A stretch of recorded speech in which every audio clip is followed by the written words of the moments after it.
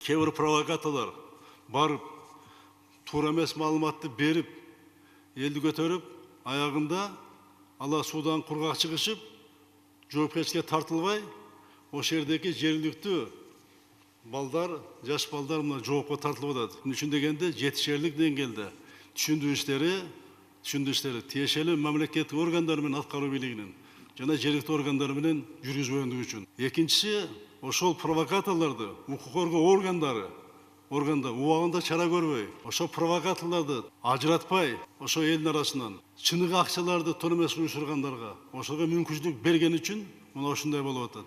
Бу жерде укук коргоо органдары дагы алдын алуу иштерин бул боюнча жүргүзүш керек.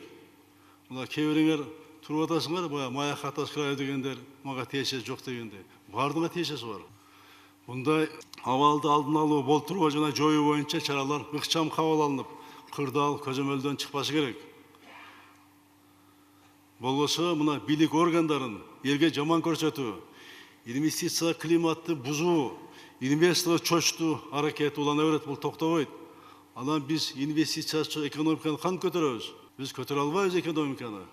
Келген инвестицияны биз өзүбүздүн менчигин кандай сактасаң, ошондой сакта, ошондой шарт түзбөш керек. Ошон үчүн Өткөрбай Асылбекович мына ушундай кырдаал жарачу маселелер боюнча прокуратура четте туруп атасыңар, мундагы көзөмөлгө алыш керек. Бул боюнча жергиликтүү прокуратура органдары бул боюнча реакция алыш керек да.